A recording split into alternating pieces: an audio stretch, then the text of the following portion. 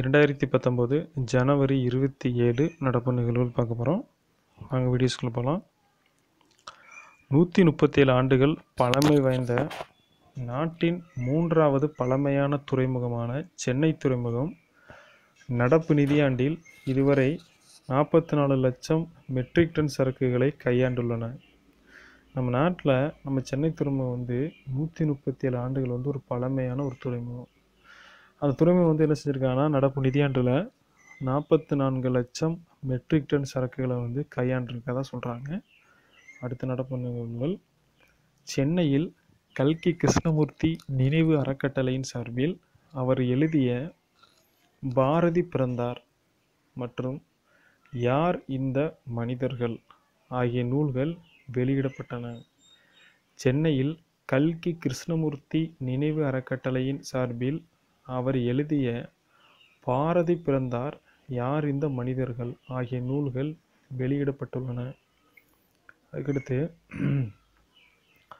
பொது தேர்தல் குறித்து எதிர்பார்ப்புகளால் நடப்பாண்டின் முதல் அரையாண்டில் இந்தியாவின் பொருளாதார வளர்ச்சி 6.6% குறையும் என ஜப்பானைச் சேர்ந்த தரகு நிறுவனமான நோமுரா தெரிவித்துள்ளது. உலக வங்கி, IMF இவங்கெல்லாம் இந்தியாவுடைய பொருளாதாரம் 2018 இத்தனை சதவீதம் இருந்துச்சு, 2019 இத்தனை சதவீதம் இருக்கும், 2020 இத்தனை சதவீதம் இருக்கலாம் என எதிர்பார்க்கப்படுகிறது அப்படின்னு சொல்லிட்டு தன்னுடைய அறிக்கையில் சொல்லியிருந்தாங்க. நம்ம இந்தியாவுடைய பொருளாதாரம் அப்படின்னா ஒரு 4 விஷயத்த ரொம்ப உன்னிப்பாக கவனிக்கணும். 1, RBI இந்தியாவுடைய பொருளாதாரத்தை பற்றி என்ன சொல்கிறாங்க. ஏன்னா RBI தன்னுடைய அறிக்கையில் சொல்லும் 2018 இவ்வளோ இருந்துச்சு, 19 இவ்வளோ இருக்கும், 20 இவ்வளோ இருக்கலாம் அப்படின்னு. அதே மாதிரி தான் சேம் IMFும் சரி, வேர்ல்டு பேங்க்கும் சரி, ரெண்டுமே அதே தான் சொல்லுவாங்க. 1, 2, 3 பார்த்தாச்சு. ஓகே, இதுக்கப்புறம் இந்தியாவோட பொருளாதாரம் இவ்வளோ குறையும் அப்படின்னு சொல்கிறது ரொம்ப குறைவான ஒரு சில விஷயம்னு சொல்லுவாங்க. அவங்களோட ஆராய்ச்சி பண்ணி தான் சொல்லுவாங்க. அது மாதிரி ஒரு நெகட்டிவாக சொல்லக்கூடிய ஒரு விஷயத்தையும் நம்ம என்ன செய்யுங்க, கவனித்து வச்சுக்கிறணும். ஒருவேளை கேட்டாங்கன்னா எக்ஸாமுக்கு, அதனால் நம்ம கவனமாக வச்சுக்கணும். அதில் பார்த்திங்கன்னா, ஜப்பானை சேர்ந்த ஒரு தரகு நிறுவனம் நோமுரா அப்படிங்கிறது நிறுவனம். அந்த நிறுவனம் இந்தியாவுடைய பொருளாதார வளர்ச்சி 6.6% குறையும் அப்படிங்கிறாங்க. அதாவது என்ன ரீசன்னா, பொது தேர்தல் குறித்த எதிர்பார்ப்புகளில் முதல் அரையாண்டில் 6.6% குறையும் அப்படின்னு சொல்லி சொல்கிறாங்க. ஓகேங்களா. அதுக்கடுத்து, 36 நாட்களாக நடைபெற்ற தீவிர பேச்சுவார்த்தைகளுக்கு பிறகு அமெரிக்க அரசு துறைகளுக்கு நிதி ஒதுக்கீடு செய்யும் மசோதா நாடாளுமன்றத்தில் நிறைவேற்றப்பட்டு அந்நாட்டில் முடக்கப்பட்டிருந்த துறைகள் மீண்டும் செயல்பட தொடங்கியுள்ளன. அவங்களாம் தெரியும், அமெரிக்காவில் டொனால்ட் ட்ரம்ப் இந்த மாதிரி மெக்சிகோவுக்கும் அமெரிக்காவுக்கும் இடையில் தடுப்பு சுவர் எழுப்பணும் அப்படின்னு சொல்லிட்டு ரொம்ப நாளாக பிரச்சனை ஆகிட்டு இருந்துச்சு. நியூஸ் பேப்பர்லாம் படிச்சிருப்பீங்க. நம்ம அதில் கவனிக்க வேண்டிய விஷயம் ஒரு 3 விஷயம். 1, எதுக்காக அந்த பிரச்சனையை டொனால்ட் ட்ரம்ப் பண்ணார். ஏன்னா அவர் இந்த மாதிரி அகதிகள் மெக்சிகோனோட அகதிகள் இங்கே குடியேறக்கூடாது, வரக்கூடாது, நாட்டை பாதுகாப்புக்காக நான் அந்த மாதிரி பண்ணுறேன் அப்படின்னு சொல்லியிருந்தார். அதுக்கப்புறம் பார்த்திங்கன்னா, அதுக்கு என்ன சொல்யூஷன் சொல்லியிருந்தாருன்னா, இத்தனை 1000 கோடி பட்ஜெட்டில் தடுப்பு சுவர் எழுப்பணும் அப்படின்னு. மற்றவங்கெல்லாம் இதெல்லாம் ஒரு முட்டாள்தனமான விஷயம், இந்த மாதிரிலாம் பண்ணுறது தேவையெல்லாம் பண்ணிகிட்டு இருக்காரு அப்படின்னு. அதுக்காக அந்த நாட்டினுடைய அரசு துறைகளெல்லாம் என்னங்க செயல்படாமல் இருந்துச்சு கொஞ்ச நாள். அதுக்கப்புறம் மறுபடியும் அதனுடைய ஒப்புதலை பெற்று மறுபடியும் அதுக்கான அரசாணையை சீக்கிரத்தில் அந்நாடு வெளியிட்டு மறுபடியும் அந்த வேலையை செய்ய போகிறாங்க. இதில் ஜெயிச்சது ட்ரம்ப் தான். இதில் போட்டித் தேர்வுக்கு நமக்கு என்ன தேவை? எந்த நாடு? மெக்சிகோ. அதே மாதிரி எத்தனாயிரம் கிலோமீட்டர் அந்த தடுப்பு சுவர் சொல்லியிருந்தார். அந்த கிலோமீட்டர் எத்தனாயிரம் யாராவது தெரிஞ்சால் கமெண்ட் பாக்ஸில் கமெண்ட் பண்ணுங்கள். ஒரு விஷயத்தை கமெண்ட் பண்ணுறதுனால உங்களுக்கு மைண்டில் லைஃப் லாங் அது நிற்கின்றதை நீங்கள் மறக்கக்கூடாது. அதுக்கடுத்து கரண்ட் அஃபேர்ஸு. டெஸ்ட் வரலாற்றில் பேட்டிங் வரிசையில் 8வதாக களமிறங்கி இரட்டை சதம் அடித்த 3வது வீரர் என்ற சாதனையை மேற்கு இந்திய தீவுகள் அணியின் கேப்டன் ஜேசன் ஹோல்டர் படைத்தார். வெஸ்ட் இண்டீஸ் கிரிக்கெட் அணியினுடைய டீம் கேப்டன் ஜேசன் ஹோல்டர் அப்படிங்கிறவர். அவர் இப்போ ரீசெண்டாக ஒரு சாதனை ஒன்று படைச்சிருக்காரு. என்ன அப்படின்னா, டெஸ்ட் கிரிக்கெட், அதாவது அதில் டெஸ்ட்டுன்னு இருக்குது, 8 நம்ம சேர்த்துக்கணும், சரிங்களா. டெஸ்ட் கிரிக்கெட்டில் ஒரு 8வது ஆளாக களமிறங்கி சதம், அதாவது இரட்டை சதம் அடிச்சிருக்காரு. அந்த மாதிரி செஞ்சது வந்து இவருக்கு முன்னாடி 2 பேர் செஞ்சுருக்காங்க. இவர் இப்போ தான் 3வது ஆள். அதாவது அந்த கிரிக்கெட் வரலாற்றிலேயே. அதுக்கு முன்னாடி இருந்த அந்த 2 பேர் யார் அப்படின்னா, வாசிம் அக்ரம், பாகிஸ்தானை நாட்டை சேர்ந்த கிரிக்கெட் வீரர். அதுக்கப்புறம் இம்தியாஸ் அகமது அப்படிங்கிறவங்க, அவங்களும் பாகிஸ்தானை சேர்ந்தவங்க. அதுக்கடுத்து போகலாம். 2019 முதல் கிராண்ட்ஸ்லாம் போட்டியான ஆஸ்திரேலியா ஓப்பன் டென்னிஸ் போட்டியில் மகளிர் ஒற்றையர் பிரிவில் ஜப்பான் நாட்டைச் சேர்ந்த நவோமி ஒசாகா சாம்பியன் பட்டம் வென்றார். இது 2019 ஜனவரி ஸ்டார்ட் ஆயிருக்கு. இந்த அதாவது டென்னிஸ் போட்டிகள் வந்துட்டு பார்த்தீங்கன்னா ஒவ்வொரு மாதமும் ஒவ்வொரு விஷயம் வச்சுட்ருப்பாங்க. Australia open, French open, America open, இந்த மாதிரி ஒவ்வொரு விளையாட்டு இந்த மாதிரி டென்னிஸில் ஒவ்வொருத்தருக்கும் பெறக்கூடிய சாம்பியன் பட்டங்களை என்ன ஓப்பனுக்காக யார் பெற்றா, ஆண்களில் யார் பெண்கள் யார் அப்படிங்கிறத நீங்கள் இப்போ இருந்தே ஒரு நோட்டில் எழுதி வச்சிங்கன்னு வச்சுக்கோங்களேன். எக்ஸாம் போகும்போது உங்களுக்கு ரொம்ப ரொம்ப ஈஸியாக இருக்குது. ஏன்னா எல்லாத்துக்கும் கடைசி நேரத்தில் இதுதான் குழப்பி விட்டுரும். இது ரொம்ப கேர்ஃபுல்லாக நீங்கள் வாட்ச் பண்ணி வச்சுக்கோங்க. அந்த பொருளாதாரம் சொன்னதுக்கு முன்னாடி அது மாதிரி இது ஒன்று கண்டிப்பாக எதிர்பார்க்கலாம். பொருளாதாரத்தை பற்றி ஒரு கொஸ்டின் வரும். இந்த மாதிரி விளையாட்டு போட்டியில் வந்து டென்னிஸை வச்சு நிறையா வந்திருக்குது. ஸோ வரும். ஏன்னா நமக்கு வந்து எது வந்து மைண்டில் நிற்கலையோ, எது வந்து எல்லாம் குழம்புவாங்களோ அதிலேருந்து தான் கேட்பாங்க கொஸ்டின். கிளியராக இருக்கிற மாதிரி கேட்க மாட்டாங்க. அதுக்கடுத்து பேர், அந்த நாடு, என்ன அதுக்காக அந்த சாம்பியன் பட்டம் வென்றாங்க, அந்த போட்டி ஃப்ரெஞ்சு ஓப்பனா ஆஸ்திரேலியா ஓப்பனா அதை பார்த்துக்கணும். மகளிர் ஒற்றையர் பிரிவில் வந்து யார் ஜெயிச்சா, இரட்டையர் பிரிவில் யார் ஜெயிச்சா, அதுதான் விஷயம். அதுக்கடுத்து சச்சின் சாதனையை முறியடித்த நேபாள அணியின் இளம் வீரர். ஐக்கிய அரபு அமீரகத்திற்கு எதிரான 2வது ஒருநாள் கிரிக்கெட் ஆட்டத்தில் நேபாளம் 145 ரன்கள் வித்தியாசத்தில் வெற்றி பெற்றது. சரி, இந்த நேபாள் நாட்டினுடைய சேர்ந்த இந்த ஆட்டத்தில் நேபாளம் சார்பில் இறக்கப்பட்ட 16 வயது இளம் வீரர் ரோஹித் பவுடல் 1வது அரை சதம் பதிவு செய்தார். சரி, இதில் அவர் என்ன சாதனை படைச்சார் அப்படிங்கிற பார்க்குறோம்.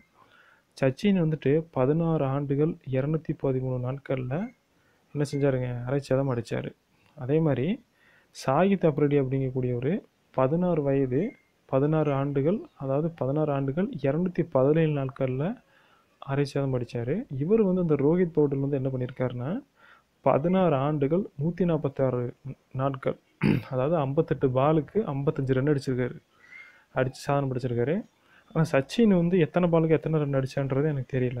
ஆனால் சச்சினோட சாதனையை அவர் வந்து என்ன செஞ்சுருக்காருங்க, முறியடிச்சிருக்காரு. ஓகேவா. அதுக்கடுத்து ஒடிசாவின் முதல்வர் நவீன் பட்நாயக்கின் சகோதரியும் புகழ்பெற்ற எழுத்தாளருமான கீதா மோத்தா தனக்கு மத்திய அரசு அறிவித்துள்ள பத்மஸ்ரீ விருதை ஏற்க மறுத்துள்ளார். ஒடிசா முதல்வர் நவீன் பட்நாயக்கின் சகோதரியும் புகழ்பெற்ற எழுத்தாளருமான கீதா மேத்தா அப்படிங்கிறவங்க தனக்கு மத்திய அரசு அறிவித்திருந்த பத்மஸ்ரீ விருது வந்து வேண்டாம் அப்படின்னு சொல்லியிருக்காங்க. ஓகே. பிஎஸ்எல்வி, ஜிஎஸ்எல்வி ராக்கெட் மற்றும் கிரையோஜெனிக் என்ஜின் தொழில்நுட்பத்தில் நம்பி நாராயணன் அப்படிங்கிற ஒரு திறம்பட செயல்பட்டவர். இவருக்கு பத்மபூஷன் விருது அறிவிக்கப்பட்டுள்ளது. இந்த நம்பி நாராயணன் யார்? இவர் வந்து பார்த்திங்கன்னா இஸ்ரோவில் பணியாற்றின ஒரு மிகச்சிறந்த ஒரு விஞ்ஞானி. இவர் வந்துட்டு இந்தியாவினுடைய முக்கிய ஆவணங்களை வந்து வெளிநாட்டுக்கு வந்து சொல்லி இந்தியாவினுடைய ரகசியத்தெல்லாம் காமிச்சு கொடுத்துட்டாரு அப்படின்னு இவர் வந்து ஒரு மாதம் வந்து ஜெயிலில் வச்சுருந்தாங்க. 1 மாதம் கரெக்டாக வச்சுருந்தாங்க. அதுக்கப்புறம் இவர் நான் எந்த தப்பு செய்யலைன்னு சொல்லிட்டு வந்துட்டார். அதுக்கப்புறம் இந்திய அரசாங்கத்து மேலே வந்து வழக்கு தொடர்ந்து 50 லட்சம் வந்து இவருக்கு வந்து பார்த்திங்கன்னா இழப்பீடாக கொடுத்துருந்தாங்க. கவர்மெண்ட் வந்து 50 லட்ச ரூபா கொடுத்துருந்தாங்க. அவர் வந்து என்ன சொல்லியிருந்தாருன்னா, எனக்கு இவ்வளோ நாள் கழித்து என்னைய வந்து புரிஞ்சுக்கிட்டு ஜெயிலுக்கு போயிட்டு வந்து எனக்கு வந்து மறுபடியும் வந்து இந்த மாதிரி பத்மபூஷன் விருது கொடுக்குறது வந்து எனக்கு கிடைச்ச ஒரு அங்கீகாரம் அப்படின்னு சொல்லியிருந்தார். அதுக்கடுத்து பத்ம விருதுகள் தமிழகம். மகளிர் சுய உதவி குழுக்கள் மூலம் பொருளாதார நிலையை மேம்படுத்திய சின்னப்பிள்ளை என்பவருக்கு பத்மஸ்ரீ விருது அறிவிக்கப்பட்டுள்ளது. தமிழகத்தில் பிரபலமான வழிபாட்டு தலங்களில் ஒன்றாக மேல்மருவத்தூர் ஆதிபராசக்தி சித்தர் பீடத்தின் தலைமை குரு பங்களாறு அடிகளார் அவருக்கு வந்து பத்மஸ்ரீ விருது அறிவிக்கப்பட்டுள்ளது. பரதநாட்டியத்தில் தனக்கென தனி முத்திரை பதித்த நார்த்தகி நடராஜ் என்பவருக்கு பத்மஸ்ரீ விருது அறிவிக்கப்பட்டுள்ளது. சென்னை ஸ்டான்லி மருத்துவமனை அறுவை சிகிச்சை நிபுணர் ராமசாமி வெங்கடசாமி அப்படிங்கக்கூடியவங்களுக்கு பத்மஸ்ரீ விருது அறிவிக்கப்பட்டுள்ளது. கோவை சங்கரா கண் மருத்துவமனை ஆர்வி ரமணி அப்படிங்கிறவங்களுக்கும் பத்மஸ்ரீ விருது அறிவிக்கப்பட்டுள்ளது. மேசைப்பந்து அதாவது மேசைப்பந்து விளையாட்டு வீரர் சரத்கமல் அவருக்கும் வந்து பத்மஸ்ரீ விருது அறிவிக்கப்பட்டுள்ளது. ட்ரம்ஸ் இசைக்கலைஞர் ஆனந்தன் சிவமணி அப்படிங்கிறவருக்கும் பத்மஸ்ரீ விருது அறிவிக்கப்பட்டுள்ளது. திரைப்பட நடிகர் நடன கலைஞர் பிரபுதேவா அவருக்கும் பத்மஸ்ரீ விருதுகள் அறிவிக்கப்பட்டுள்ளது. 2019 பத்ம விருதுகள் பரிந்துரைக்கப்பட்டிருந்த 50,000 பேரில் 94 பேருக்கு பத்மஸ்ரீ விருதும் 14 பேருக்கு பத்ம பூஷன் விருதும் 4 பேருக்கு பத்ம விபூஷன் விருதும் அறிவிக்கப்பட்டிருந்தது. மேலே வந்து என்ன பார்த்தோன்னா தமிழ்நாட்டில் பத்மஸ்ரீ விருது யாருக்கெல்லாம் அறிவிச்சாங்க அப்படிங்கிறத நான் பார்த்துட்டேன். மேலே நான் சொல்லிட்டேன் இல்லைங்களா. இப்போ ஓவரால் இந்தியாவில்னு பார்க்கும்போது மொத்தம் அதெல்லாம் சேர்த்தே 2019 பத்ம விருதுக்கு பரிந்துரைக்கப்பட்டிருந்த 50,000 பேர்த்தில் 94 பேருக்கு பத்மஸ்ரீ விருதும் 14 பேருக்கு பத்ம பூஷன் விருதும் 4 பேருக்கு பத்ம விபூஷன் விருதும் என்ன செஞ்சுருக்காங்க, அறிவிச்சிருக்காங்க. இது பாயிண்ட்டு. ஏன்னா ஆப்ஷனில் இப்படியோட வைக்கலாம்ல. நம்மளாம் வந்து யாருக்கு கொடுத்தாங்க பத்ம விபூஷன், இவர் எதுக்காக வாங்கினார், அவரோட பேர் என்ன காரணத்துக்காக இவங்களுக்கு கொடுத்தாங்க அப்படிங்கிறத மட்டும்தான் நம்ம வந்து பார்த்துட்ருக்கோம். ஆனால் ஆப்ஷன் ஏ, அதாவது கொஸ்டின் வந்து 2019 வழங்கப்பட்ட பத்ம விருதுகளை வரிசைப்படுத்துக அப்படின்னு கேட்டு, அதாவது பத்மஸ்ரீ 94, பத்மபூஷன் 14, பத்ம விபூஷன் 4 அப்படின்னு வைக்கலாம். அந்த 4, 94 இதுவே மாற்றி மாற்றி ஆப்ஷனில் வச்சுருவாங்க. ஸோ அதனால் அதே கொஞ்சம் கேர்ஃபுல்லாக பார்த்துக்கோங்க. அவர்களில் 9 மாநிலங்களைச் சேர்ந்த 12 விவசாயிகள், 11 மாநிலங்களைச் சேர்ந்த 14 மருத்துவர்கள், விளையாட்டுத்துறையின் 9 பேருக்கு விருதுகள் அறிவிக்கப்பட்டுள்ளது. அதாவது 9 மாநிலங்களைச் சேர்ந்த 12 விவசாயிகள், 11 மாநிலங்களைச் சேர்ந்த 14 மருத்துவர்கள், விளையாட்டுத்துறையில் 9 பேருக்கு விருதுகள் அறிவிக்கப்பட்டுள்ளது. விருது அறிவிக்கப்பட்டுள்ள விவசாயிகளில் முக்கியமானவங்க யாருன்னு சொல்லி பார்க்கலாம். சோளம் மற்றும் காளான் சாகுபடி செய்த கன்வால் சிங் சவுகான் அப்படிங்கிறவர். அதுக்கடுத்து கேரட் சாகுபடி செய்த வஸ்வரம்பாய் மார்வனியா அப்படிங்கிறவர்.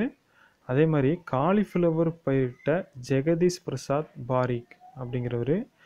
தொழில்நுட்பம் அறிவியல் முறைகளை பயன்படுத்தி விவசாயம் செய்து சாதனை படைத்த பாரத் விபூஷன் தியாகி ராம் சரண் வர்மா, வெங்கடேஸ்வர ராவ் யதலப்பள்ளி அப்படிங்கிறவங்களுக்கும் இந்த விருது அறிவிச்சிருக்காங்க. அதே மாதிரி பழைய பாரம்பரிய விதைகள் மற்றும் ஆர்கானிக் முறை விவசாயத்தை ஊக்குவிக்கும் வகையில் விவசாயம் மேற்கொண்ட கமலாபால் புஜாரி மற்றும் ராஜ்குமார் தேவி, பாபுலால் தஹியா மற்றும் ஹரும்சந்த் படிதல் ஆகியோருக்கு இந்த விருதுகள் அறிவிச்சிருக்காங்க. கள்ளச்சாராயம் கட்டுப்படுத்தியதில் சிறப்பாக பணியாற்றிய, இப்போ நான் சொன்ன விருதுகள் லிஸ்ட்டு முடிஞ்சு, இப்போ அடுத்த டாபிக் வர்றோம் சரிங்களா. கள்ளச்சாராயம் கட்டுப்படுத்தியதில் சிறப்பாக பணியாற்றிய கடலூர் மாவட்ட கூடுதல் கண்காணிப்பாளர் ஆர் வேதரத்தினம் உள்ளிட்ட 5 பேருக்கு காந்தியடிகள் காவலர் விருதை முதல்வர் எடப்பாடி பழனிசாமி வழங்கினார். இதில் வந்து எக்ஸாம்பிள் வந்துட்டு பார்த்தீங்கன்னா அவரோட பேரை கேட்கறதுக்கு சான்ஸ் கிடையாது. அந்த ஆர் வேதரத்தினம் அந்த 5 பேர் யாருன்னு. ஆனால் என்ன கேட்கலாம் அப்படின்னா 2019 கள்ளச்சாராயம் கட்டுப்படுத்தியதில் சிறப்பாக பணியாற்றிய எத்தனை பேருக்கு காந்தியடிகள் காவலர் விருதை முதல்வர் வழங்கினார்னு கேட்கலாம். அதனால் 5 அப்படிங்கிறது இன்றைக்கி நான் ஊச்சிக்கணும். அதுக்கடுத்து திருந்திய நெல் சாகுபடி தொழில்நுட்பத்தை கடைபிடித்து அதிக உற்பத்தி செய்த புதுக்கோட்டை மாவட்ட விவசாயி சேவியருக்கு வேளாண் துறை சிறப்பு விருது வழங்கப்பட்டுள்ளது. இது வந்து பார்த்திங்கன்னா அந்த மாதிரி விருதெல்லாம் கொடுக்குறது வந்து விவசாயிகளுக்கு இந்த மாதிரி தர்றாங்க அப்படின்னு உண்மையிலே ரொம்ப சந்தோஷமான ஒரு விஷயம்.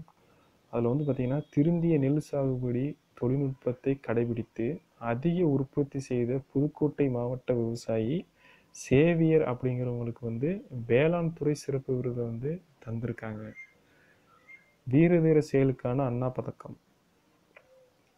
பொதுமக்கள் உயிரை காப்பதற்காக வீரதீர செயல்களில் ஈடுபட்டோருக்கு ஒவ்வொரு ஆண்டும் குடியரசு தினத்தன்று பதக்கங்கள் வழங்கப்படும்.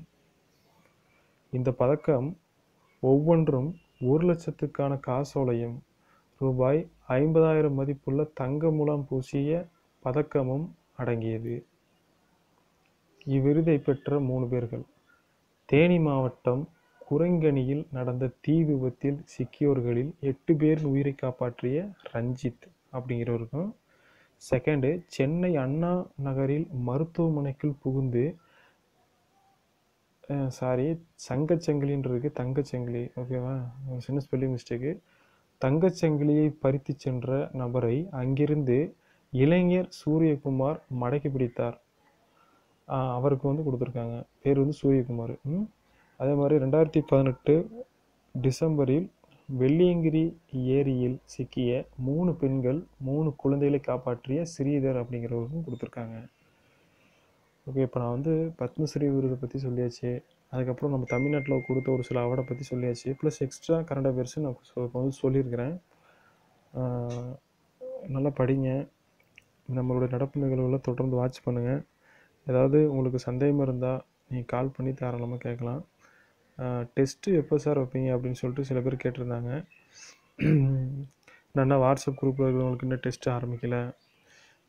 அவங்களுக்கு நான் வந்து டெஸ்ட்டுக்கு வந்து கொஸ்டின் பேப்பர் 300 கேள்வி வந்து ரெடி பண்ணிவிட்டு ஜனவரி மாதம் நடைபெற்ற நடப்பு நிகழ்வுல முக்கிய 300 கேள்விகள் வந்து டெஸ்ட்டு வந்து இன்னும் நான் அவங்களுக்கு சொல்லவே இல்லை இந்த மாதிரி வைக்க போகிறேன் அப்படின்னு. அவங்க கொஞ்சம் ரெடி பண்ணிட்டு சொல்லிக்கலாம் அப்படின்ட்டு இருக்கிறேன்.